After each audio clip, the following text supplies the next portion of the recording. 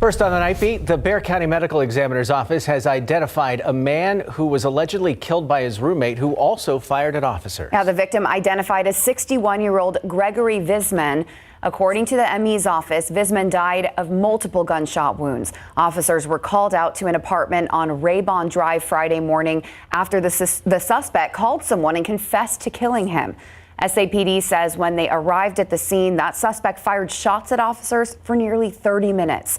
Officers were eventually able to enter the apartment and found Visman's body. Police say the suspect committed suicide.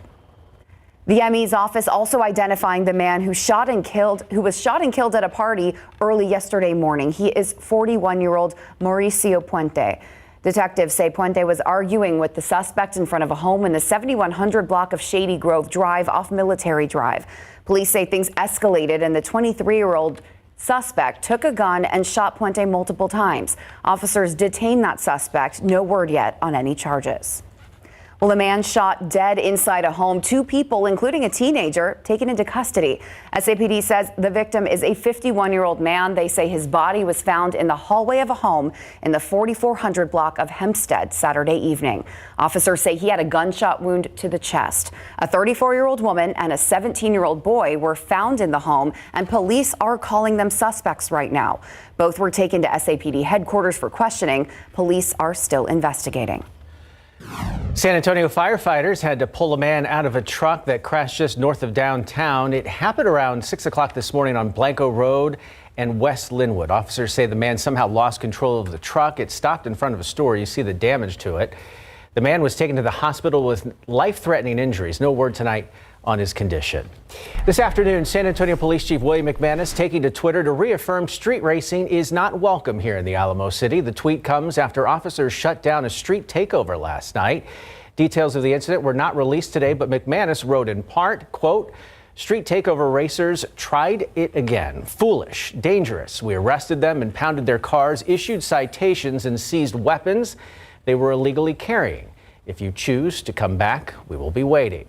The problem is statewide. Texas laws passed in 2021 shifted illegal street racing from a Class B misdemeanor to a Class A misdemeanor. Law enforcement is now also allowed to impound the cars that are involved. And just last week, they passed a new law strengthening those policies. SAPD has said racing seems to come in waves, and just last month, McManus predicted it would rev back up once school ended and summer started. Turns out he was right. We do have a request into SAPD for more details on that street takeover from last night. Now to a developing story out of Philadelphia. Right now, a large portion of I-95, the East Coast main highway, is now closed after a massive tanker truck caught fire and collapsed parts of the highway. ABC's Lindsay Watts is in Philadelphia with how travel in that area is being affected and how long the governor there says reconstruction of the highway could take. Multiple lanes of Interstate 95 northbound in Philadelphia collapsed after a tanker truck fire erupted underneath an overpass. The northbound side of I-95 has completely collapsed, and the southbound side is not structurally sound to carry any traffic over it. Emergency dispatchers received a call for an accident on the off-ramp of I-95 at 6:22 a.m. Sunday morning. It isn't any underpass. Something is ignited. Give me 2 more engines. Large plumes of thick black smoke could be seen hanging over the highway. The fire department says crews have extinguished the fire, but explosions could be heard in the area. Those are the runoff of maybe some fuel or gas lines that could have been compromised by the accident. Okay, so that's what you're hearing. Multiple agencies are now involved in the response, with some expressing concern over the runoff due to the proximity of the Delaware River. The incident upgraded to a hazmat situation. Oh my God, the road's fallen. ER nurse Lisa Taormino says she could feel the overpass begin to slump as she drove over it on her way to work. That was like a sinkhole. It felt like if you were driving and you hit a really big pothole and the whole entire road just sunk down probably a good 6 to 12 inches. And I was hoping that the car would come back up the other side. Once she learned of the collapse, she says she was grateful to be safe, but frustrated with the response. It probably should have been closed before I ever went over top of it. Officials did not say how long the closure could last, but urged motorists to plan alternative travel routes. Emlyn, ABC News, Washington. An 18-year-old shot twice just early this morning, already out of the hospital and telling KSAT it stemmed from road rage. He says he was on his way to work exiting 151 heading to 90 East when another driver began acting aggressively. Today he told the night team's Camelia Juarez what he would have done differently so other drivers don't make the same mistake. He did ask to remain anonymous as police continue searching for that shooter. Just after 2 this morning, a man was driving his usual route to his job at Amazon. He says he was caught off guard when a driver inside what looked like a Dodge Challenger started speeding around him, trying to cut him off. Both cars began exiting 151 onto Highway 90. I slowed down. He got on the right of me and he had rolled his window down and he started talking, so I rolled down mine. The teenager says that's when the driver in the Challenger pulled out a gun. I put my hands up and I was like, all right, bro. I said, chill, I'm just trying to get to work. Scared, the man took off. As he drove away, he heard his back window shatter from gunshots. The whole left side of my body was trying to lock up and I was trying to, just trying to stay calm. I was on the phone with my mom. He says 7 to 10 bullets went through his car. He was shot in his hand and leg. I was screaming, no way, like, no way this is happening. The man just got back from the hospital and now he wants other drivers to steer clear of dangerous drivers. Ignore them as best you can, and not engage into any conversation with them. San Antonio police are still looking for the driver, and as for the man, he's going to need surgery in his hand and he's out of work for now while he recovers. Reporting live from Public Safety Headquarters, Camelia Juarez, KSAT 12 News. Thank you, Camelia. Around Texas now, 6 people injured and hospitalized after a shooting outside of a club early this morning. Police say it happened after a dispute inside Club Taboo spilled outside and turned violent. The victims were in their late 20s and early 30s. One of those victims in critical condition tonight and had to have emergency surgery. The other 5 expected to survive. Right now, there's no suspect information, but police are reviewing security video to find out more. Staying in Houston, where police are also investigating after discovering a dead body inside a moving truck. Police getting a call Friday night from a storage facility where a foul odor was coming from a U-Haul truck, and inside they found a body wrapped in plastic. Authorities say that truck was towed to the facility where employees noticed it and called police. Police are still working to identify the body and determine a cause of death.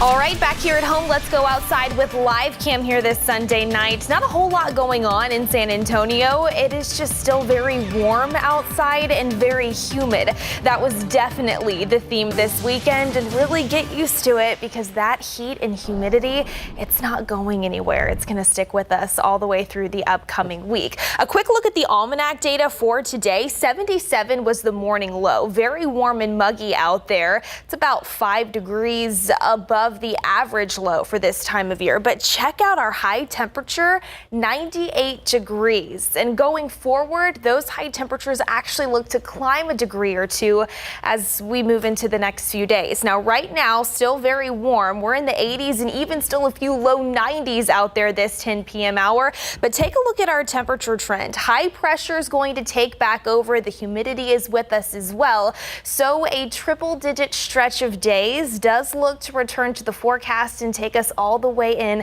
to Father's Day weekend. Of course, with the humidity, heat index values will be even higher than these forecasted air temperatures. We'll get you a full look at what those look like and to look at the week ahead coming up in just a few minutes.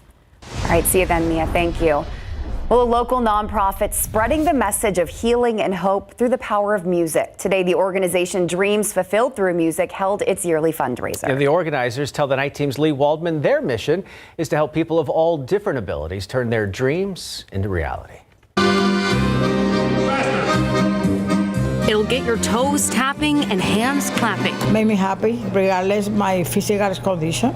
The polka tunes of award-winning band Mike and the Middletones spread through the Magic Theater. On the weekends, I'm doing this. I'm kind of a weekend warrior accordion player. In his regular 9 to 5, Dr. Mike Middleton is the head of nuclear medicine at Baylor Scott and White in Temple. No one ever really thanks me for injecting them with radioactive substances, but they do happen to thank me when I play some music that makes them happy.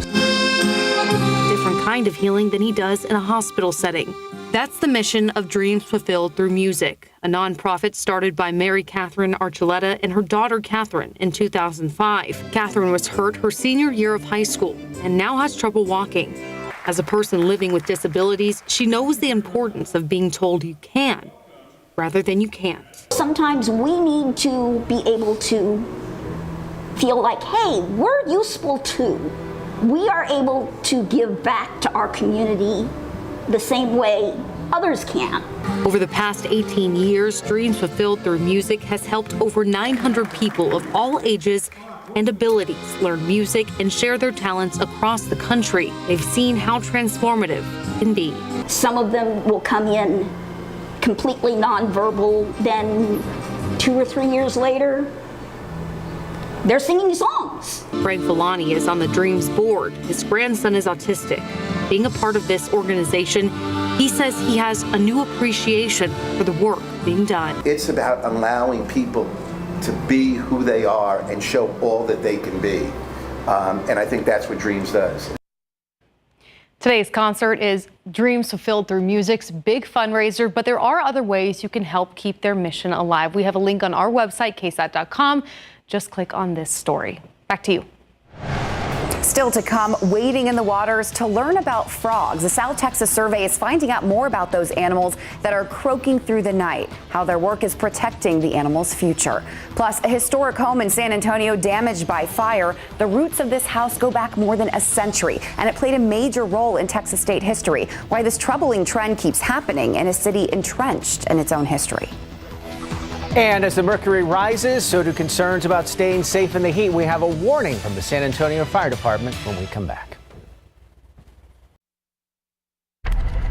Taking a look at news around the world, Russia is claiming one of their ships was attacked by 6 unmanned Ukrainian drone boats in the Black Sea earlier today. Yeah, Russia saying their ship wasn't damaged, but all 6 of the Ukrainian drone boats were destroyed. This Russian video shows the crew firing and hitting the unmanned boats off in the distance. But CNN says they have not independently verified Russia's claims or the authenticity of that video. Russian officials say the boat monitors the security of the Turkish Stream and Blue Stream gas pipeline in that section of the Black Sea. This comes just weeks after 3 other Ukrainian unmanned boats allegedly tried to attack a different Russian ship. The most active volcano in the Philippines is spewing lava, causing thousands of people to evacuate out of fear a violent eruption could be following. The volcano began showing signs of renewed restlessness a week ago, and lava started spewing earlier today. The country's chief volcanologist says the high-risk zone around the volcano could be expanded depending on how violent the eruption becomes. After a recent hernia surgery, the Pope followed his surgeon's advice and skipped Sunday's customary public blessing so he could focus on healing. He is up and walking around and did a little bit of work this afternoon after opening up some get well cards from the children being treated in the same hospital. The pontiff's surgeon assures the public that the recovery process has been absolutely normal, according to blood tests and other imaging results. Pope Francis is trying to avoid as much exertion as possible while he recovers. Back here at home, fighting food insecurity is the goal behind the 9th annual Healthy Over Hungry cereal drive. Northeast Baptist Hospital teaming up with the San Antonio Food Bank to fill up cereal bowls across the Alamo City.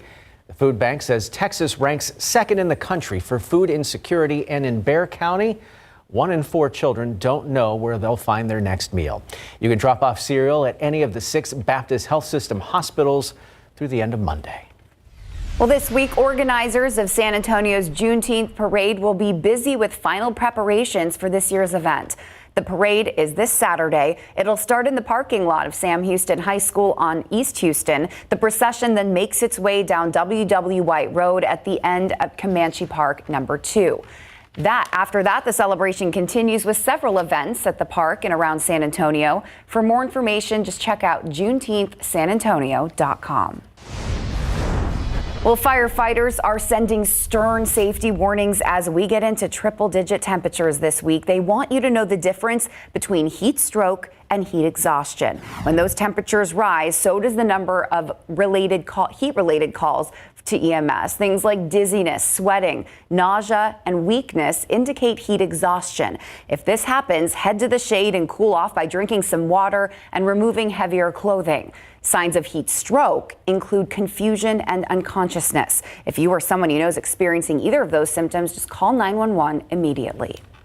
It is going to be a hot one. We certainly need to watch out for all of those things, especially your pets. Don't be walking them out in the heat of the day. Their paws can't handle that heat. So another thing to think about. Yeah, absolutely. Two things you're definitely going to want to keep handy this week: the water bottle to stay hydrated and the sunscreen, especially if you are planning on being outside for extended periods of time. We saw warmer than average temperatures this weekend, and those temperatures are only going to climb over the next 5 to 7 days here in San Antonio. So starting off with a look at your Monday, pretty copy and paste compared to what we saw earlier today. I think some morning clouds will be possible thanks to all of the humidity in the air. Temperatures starting off in the muggy mid to upper 70s here in town. We should see those clouds start to break up and scatter out a bit more as we head into the early afternoon, helping those temperatures crank back up, already pushing 90 degrees by lunchtime. And if those clouds do break up when we are expecting them to,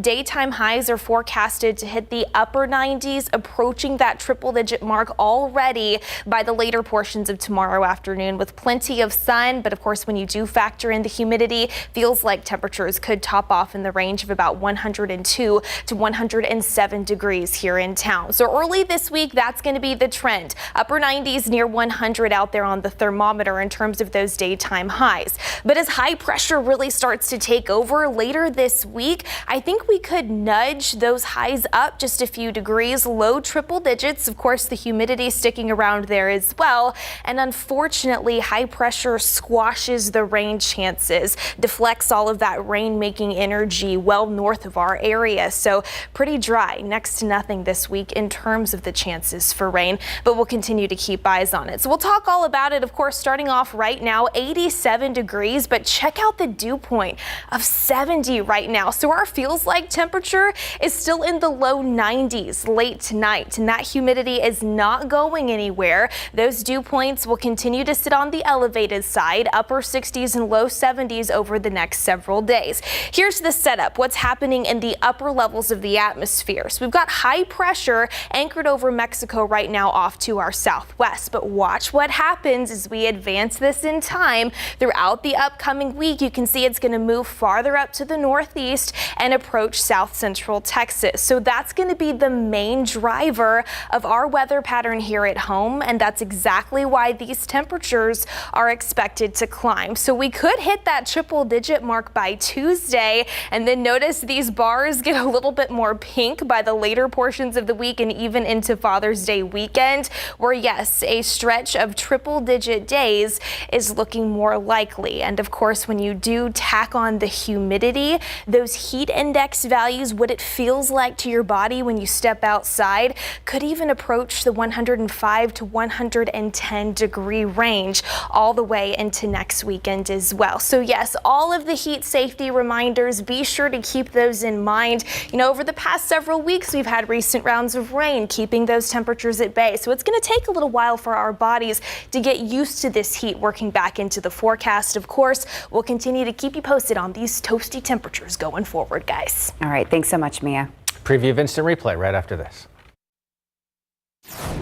Normally see Victor Wembanyama making highlight reel plays, but that really wasn't the case in Game 1 of the LNB Pro A Finals. He struggled big time and then was called out for it. With more on what's on Instant Replay tonight, here's Larry Ramirez. Welcome to living life under the microscope. I know, right? He better get used to it if he's going to be the #1 pick in the NBA. So looking to lead his team to the French Championship before coming to the United States, Victor Wembanyama had a horrible game, drawing criticism from an NBA analyst. Coming up tonight on Instant Replay. He finished 3 of 8 from the field, 0 of 1 from deep, and 2 of 2 from the foul line. What were your takeaways from Wemby's performance today, KP? I have a single takeaway because he seemed like he disappeared a lot. That's NBA draft analyst Kristen Peak calling out 19-year-old French phenom Victor Wembanyama. Top-seeded Monaco dominated Wemby's team on the glass and from beyond the arc. This best-of-5 series could be over quickly if Wemby and his Mets 92 don't respond in Game 2. Jokic looking, goes back to Murray. Vincent in pursuit. Step back, Murray. Got it. Miami Heat will try to fight off elimination in Game 5 of the NBA Finals tomorrow night. It won't be easy with how well Denver's dynamic duo of Nikola Jokic and Jamal Murray are playing, as both are averaging a double-double in this series. And now the 3-1 pitch. Brown pulls it. Right field on the line, and it drops in front of Campbell. Yesterday, Reagan High School grad Porter Brown helped the Texas Longhorns win Game 1 of the Stanford Super Regional, and tonight they're looking to win Game 2 and punch their ticket to the College World Series. Plus, we've got SAFC, Major League Baseball mission skipper Luke Montz, and a MacArthur tennis player. She has a heart of gold. That and much more coming up on a brand new edition of Instant Replay. Lots of love for lots of sports. Yep. Thanks, Larry. We'll see you in just a bit.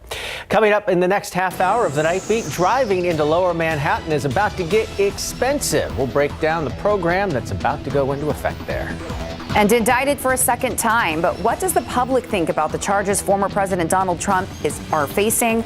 We will tell you what a new ABC poll is revealing.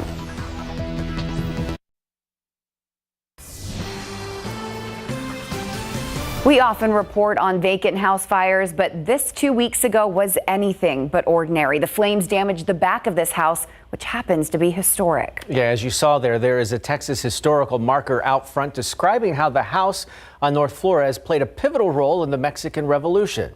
Jesse Degollado tells us the fire is also a troubling reminder of how many more vacant historic structures there are in a city as old as San Antonio.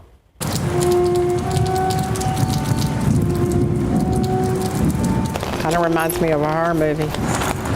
Over a century old, the once stately mansion stands vacant, encircled by weeds. Inside, its chandeliers no longer aglow.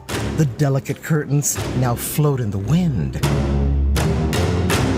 Yet the Texas historical marker out front tells a much different story. Influential compatriots of the future president of Mexico, Venustiano Carranza, met at his niece's home, talking strategy in waging the Mexican Revolution.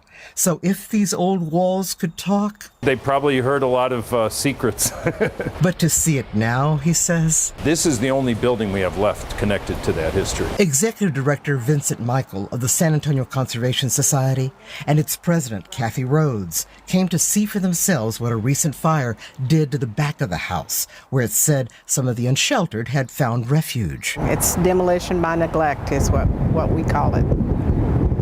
Breaks my heart. I'm told there's a real concern that the same fate could await the many other vacant historic structures in San Antonio. How many? An estimated 275 historic homes and buildings that are vacant from one end of San Antonio to the other. It's our history, and San Antonio prides itself on its history. It's a big concern because obviously once a property is gone, it's gone. But protecting properties like this one? It's difficult. Legally, that's the problem. Although the San Antonio Fire Department doesn't track the number of vacant historic structure fires, the Conservation Society believes there are about 10 a year. Unfortunately, it happens all too often. Jesse Degollado, KSAT 12 News. Checking news around America, 2 people are dead after a plane crash just outside of Phoenix. The FAA says the single-engine plane crashed after taking off from Mesa as part of a 3-plane convoy. Right now, authorities haven't released any details regarding the victims or where that group was headed. A full report is expected in the coming weeks. A hero until the end. We're learning more about a New Jersey father who drowned while trying to save his daughter. A spokesperson for the New York City Fire Department now says Mark Batista was a member of the force. He was a 15-year veteran serving as a firefighter and EMT. His daughter was drowning along the Jersey Shore Friday morning, and he tried to save her but ended up drowning himself. First responders were able to save his daughter.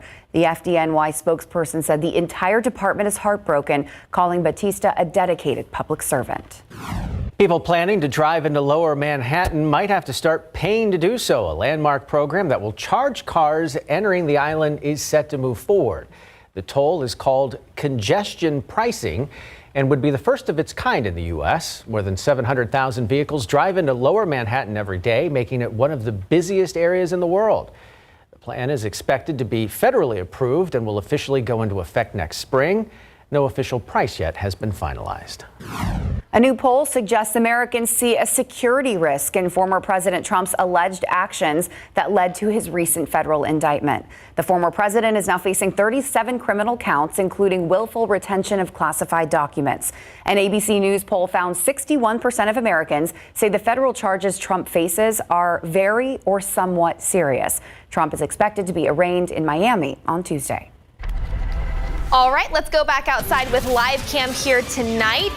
Still warm, still humid, and those are two words that you are going to hear a lot of us saying over the next several days. The heat and humidity definitely here to stay, especially as we see high pressure take back over our weather pattern. Let's take a look at the highs for today. For context, our average high is 92 degrees. Again, we hit 98 here in San Antonio, triple digits in Pleasanton, that 100-degree mark. Same out west in Del Rio, Cotulla checking in at 105. Of course, when you factored in the moisture, it felt even hotter than that. We are still in the 80s here in San Antonio, just 1 degree shy of 90 over at Stinson. And as we continue on into the upcoming work week, yes, temperatures are expected to warm even more so than what we saw this weekend. So we'll get you another look at that, plus some interesting temperature stats coming up in just a few, Tim. All right, thank you, Mia. There is a frog survey underway right now here in South Texas. It is a 3-week habitat surface survey to find out just how many species of frogs are at Natural Bridge Caverns. And they're going to collect data for the preservation of all those small creatures. Yep, the night team's RJ Marquez and photojournalist Gavin Nesbitt went into the waters at a family ranch to find what's croaking in the middle of the night. There's grass in the water, and they're calling to other frogs, breeding. It's frog mating season, and local biologist Jeremiah McKinney is on a mission to find out how many species of frogs and toads are at Natural Bridge Caverns. Every now and then you'll hear a deeper croak. That's a leopard frog, so leopard frogs are starting to call too. We make our way through muddy waters and spot a leopard frog, a cricket frog, and the most common toad in the state, the Gulf Coast toad. So here's a toad. So you can see how his skin is a lot more rough than the frogs have been that we found. So we've been wading through one of the ponds here at the Weiss Family Ranch at Natural Bridge Caverns, and we came across this guy right here. This is a green tree frog. Now he's just one of the many native frog species in this area, and one of the ways that they're identifying these frogs is by all the sounds they're making. Go ahead and take a listen. The recent rain is helping the population, but things like the drought and urbanization remain a threat, especially in Comal County, one of the fastest growing counties in the country. It's important to preserve those species just for the ecological benefit of it, but it's also important for the people that live in those areas. You can really tell how healthy or unhealthy an ecosystem is by a lack thereof or a species abundance of amphibians. And possibly the biggest threat, other predators in the wild. We spot a green tree frog fighting for its life after being caught by a snake. Oh, this is amazing. Circle of life right there. I highly doubt that snake can pull that one off, to be honest. Against all odds, the green tree frog escapes. And when it's all said and done, we find 5 different frog species singing into the night. So far, we've documented 7 different species of frogs and toads, and there's potential to get up to, I think, 12. Reporting from Natural Bridge Caverns, RJ Marquez, KSAT 12 News. That story was great till it wasn't. Yeah, Tim doesn't like snakes. All right, still to come on the Night Beat, begging for bail. A Utah mother accused of killing her husband now asking to be set free as she awaits trial. The technicalities she and her legal team are citing. That's next. Plus, paying up for playing a part. The state of New Mexico getting millions after they say drugstores inside state lines ignored some red flags, what they did and how much money is being rewarded.